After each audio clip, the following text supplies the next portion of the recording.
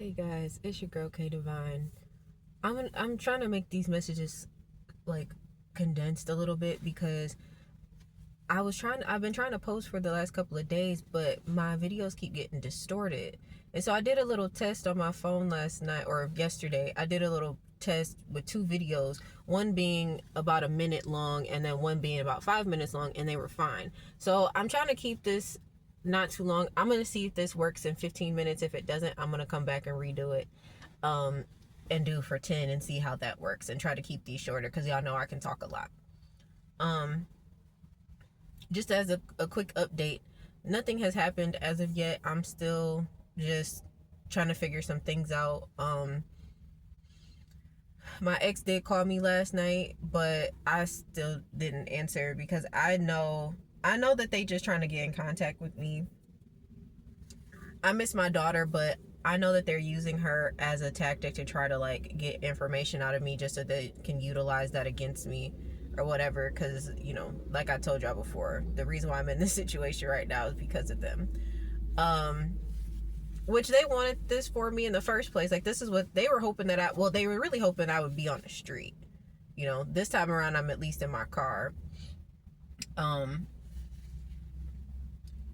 But thinking about all of that stuff got me contemplating a little bit today, and I was looking at some stuff on Pinterest, and it struck me. I saw something about inner childhood wounds and healing and what it looks like. And I just want to remind you all that everything starts at the root. You have to start at the root if you really want to heal. I don't think I definitely would not have understood, even though I don't fully understand what's been happening to me. I would have not understood what I do now, if I had not started reliving my past. 222 on my timer. If I wouldn't have started reliving my past and going through the things I needed to go through. Because, for a long time, which I'm sure some of you can relate to this, and if this is you, you got to really start doing some inner work. For a long time, I couldn't remember a lot of my childhood. Like, it almost felt like it didn't happen or it didn't exist. And it wasn't that it didn't exist, it's that you were so traumatized that you kind of blocked out so much stuff. That's why you feel weird around your family. Like, you want them to accept you and love you, but you just know that they don't. And you're trying to figure out what it is about you that you can change so that you could be accepted. And the truth of the matter is that there's nothing that you can do to change yourself to get those people to accept you and love you. They just don't like you. And it's probably always going to be that way for those of you who have family that don't like them. But when trauma comes from a parent, it hits different, okay? Because some people grow up and have, there's no such thing as a perfect childhood. No parents are perfect. All parents are human and they make mistakes, but there are good parents out there that really try to be there for their children and really do try to do the right thing. And they may not always get it right, and that's normal. Like, that's life. But their intentions are good. But there are parents that have no business having children, that don't love you, don't care about you, they don't support you. And this is why I'm saying, like, you really gotta go to the root. You gotta go to the root. Like, why anxiety doesn't come out of nowhere. Depression doesn't come out of nowhere. Panic attacks don't just start just for no reason. All of those things have a root. And until you get to the root, you're going to continue to have issues. Some of y'all have probably been struggling with your weight, probably struggled with binge eating and then not eating enough and then binge eating. That was me. I used to starve myself for weeks to try to lose weight. I would lose the weight I wanted, and then I'd go back to binge eating and then wonder why I gained all my same weight back. And it was like a negative toxic cycle. And I'm like, why do I do that?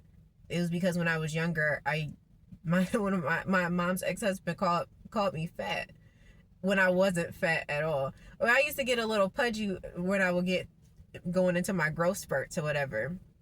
And he used to say things to me like, I didn't eat as much as you did when I was your age. And it's just like, what the hell is that supposed to mean? Weren't y'all poor? I'm not trying to be mean, but it's like, okay, maybe y'all didn't have enough to eat, but if I'm hungry, I'm gonna eat, you know? And it's like, and I wasn't a fat child or nothing like that.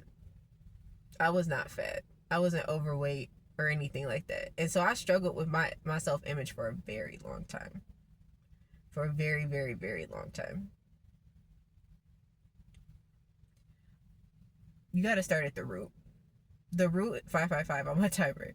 The root is where it all began. You start realizing, oh, I started feeling self-conscious about myself around this age because of this event. And ever since then, you never changed because you never healed it. And also, like I said, about trauma, a lot of the stuff that you deal with today, it stems from your childhood. Like from the things your mom used to say to you, the things your dad used to say to you, the things your grandma used to say to you, you know, the things that used to happen at church, the weird stuff that nobody, you know, would talk about, you know, like just little self-conscious things. Like for instance, if you grew up in like the black community, like there's a lot of the older black aunties that used to talk about, oh, she fast, oh, she wearing red, and just weird shit. Like, oh, you can't wear red lipstick, you can't wear red nail polish, that's for Jezebels, that's for hookers. And you're like, what? Like, I just like the color. What's the problem? It was cool me using red crayons when I was 5, but now that I'm a preteen and a teenager, I can't wear red because I'm gonna give off to grown men who are predators that I'm ready to hook up with them. You know, the victim blaming, the victim shaming. Some of us were essayed, whether that be, you know, as children or teens or adults, and nobody was there for us. Nobody talked to us about it. And a lot of us blamed ourselves for it. And if you're a male and that happened to you, I'm not saying that women don't get, you know, the support we need or anything like that, but I honestly feel like when men are SA, people feel like it's not a big deal. Because they're like, how does a man get SA'd? It's like, it's possible. They don't be wanting it to. And there's natural bodily functions. Like, sometimes men can't control when their stuff start acting. They can't control that all the time. And they could absolutely not want to have, you know, intercourse with someone and it still happen if it's stimulated. So it's like, it's possible. The people want you to feel like you are that you're crazy. They want you to feel like you're just too sensitive and there's something wrong with you. But baby, I'm here to tell you that ain't nothing wrong with you. You was never wrong. You just needed love. You needed guidance at a time where nobody was willing to give it to you.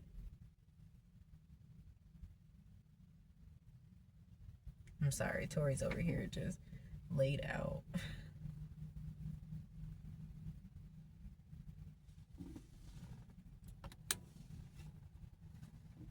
You got to start at the root. Because honestly, everything that I'm going through right now, and I've been saying this for a while now, like, I don't think I would not be handling this very well if this was me like 3 years ago. Like, I mean, I would have folded months ago. I would have folded months ago. I would have been calling my mama, even if I knew, even if I was in the understanding that she was the main culprit of what's happening to me. I would have called her and be like, Mommy, I need help. And I would have just pretended like, well, maybe I could change her mind. Maybe I could show. I would have folded a long time ago. Because at that time when I needed validation, at that time when I needed people to like me, when I needed that, until I realized like that people don't even like you. 10 on my timer. That people don't even like you. They don't like you at all.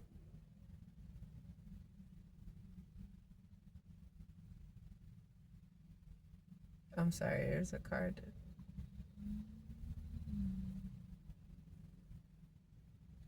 I don't understand. Um, there. Yeah, sorry, that card really just. The guy came over here yesterday, but I feel like he was in a different car.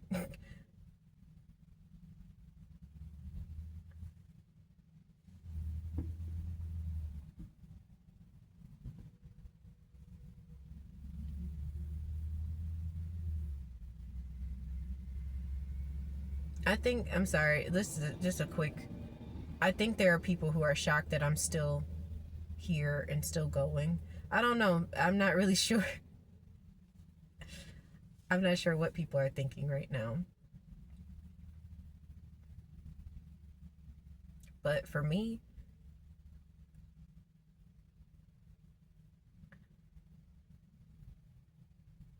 I didn't deserve what happened to me. And y'all didn't deserve what happened to y'all either. Because, it's one thing not liking somebody, but to go out of your way to do some of the stuff that's happened to me, and I'm sure some of the stuff that's happened to y'all are just straight up evil. They're straight up evil.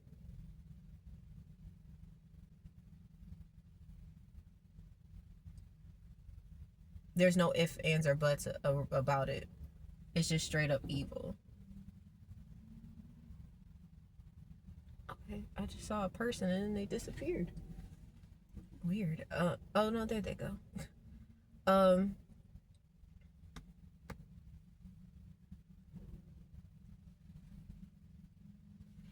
Straight up evil. Total 22 on my timer. And it doesn't make sense, but the reason why it doesn't make sense is because you would never do something like that to someone. You would never go out of your way to do those things. Like, some of these people, y'all gotta just see, you just gotta call a spade a spade. Some of these people are just demonic. Like, their vessels have been overtaken by demonic entities. They don't have a soul. They sold their soul to the enemy, and there's no level of repentance that's going to get them to go back to what they used to be before all of this happened. Because I don't believe that evil is born. I believe that it's created. Because if we're all made in God's image, I feel like God's image is love. I feel like we're all created in love, even if the creation, as far as the 3D, two people coming together, that creation wasn't love. I feel like the form that you come in is love. Because babies are just so sweet, innocent, cute. Like, that they ain't never did nothing to harm nobody. But it's the way that baby is treated as they grow up is how they end up showing up in this world.